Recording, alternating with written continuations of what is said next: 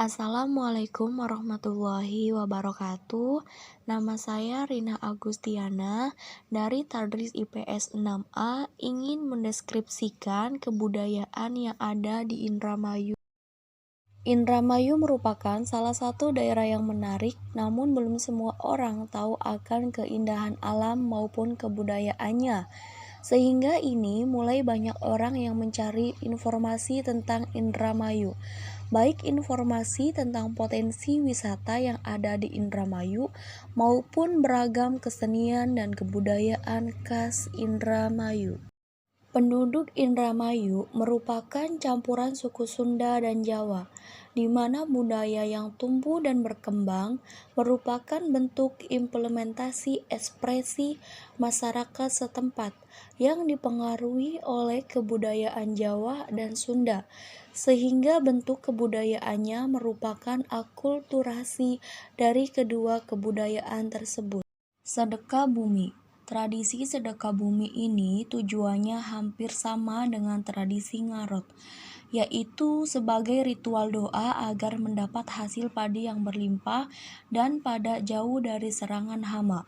Tradisi sedekah bumi ini dilaksanakan petani pada saat akan turun menggarap sawah, yang biasanya dilakukan pada awal musim atau Oktober. Prosesi tradisi sedekah bumi ini pada umumnya dimulai dengan berkumpulnya masyarakat pada suatu tempat yang biasanya digelar di sawah secara bersamaan. Wayang kulit. Kesenian wayang kulit Indramayu sekilas tidak ada bedanya dengan wayang kulit dari Cirebon, baik lakon ataupun goyonannya. Hanya perbedaannya terletak pada dialek bahasa yang digunakan saja. Biasanya dialek yang digunakan adalah bahasa Cirebon, dialek bahasa Indramayu, atau sering disebut Dermayu. Dalang yang terkenal di Indramayu yaitu Haji Anom Rusdi pada grup Lagen Budaya dan Haji Tomo dengan grup Lagen Kusuma. Nadran. Kebudayaan Nadran merupakan sebuah tradisi tahunan yang rutin diadakan oleh para nelayan Indramayu berdasarkan bentuk rasa syukurnya yang menunjukkan bahwa tradisi sebagai bentuk syukuran atau ungkapan terima kasih para nelayan kepada Tuhan. Selain bentuk rasa syukur, tradisi nadran ini sebagai doa agar hasil tangkapan ikan oleh para nelayan selalu meningkat, sekaligus agar terhindar dari bencana petaka atau mara bahaya bagi nelayan ketika sedang melaut. Tradisi nadran ini biasanya diawali dengan beberapa prosesi, seperti acara keagamaan, ruatan, pegelaran, lomba, hiburan rakyat, baik tradisional maupun modern.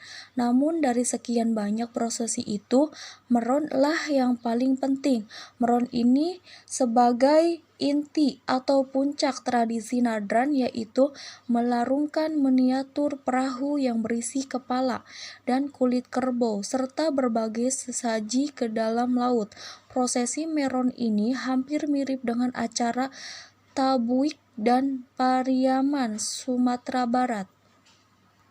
Tari topeng. Setiap tari topeng menggambarkan perwatakan manusia. Ciri khas tari topeng ialah tari gerakan tangan dan tubuh yang gemulai dengan alunan musik kendang dan rebab. Sampai saat ini tari topeng di Indramayu masih sangat eksis dan dipelajari di sanggar tari yang ada di Indramayu. Tari topeng sering dipentaskan dalam acara resmi daerah ataupun pada acara tradisional lainnya. Salah satu sanggar tari topeng yang terkenal di Indramayu ialah Sanggar Tari Topeng Mimi Rasina. Sanggar tari Sang Maestro tari topeng ini terletak di Desa Pekandangan, Indramayu, Jawa Barat. Sandiwara. Kesenian sandiwara Indramayu ini sangat dominan dalam bentuk seni drama. Sebagian besar sandiwara Indramayu mengisahkan sejarah atau legenda tertentu.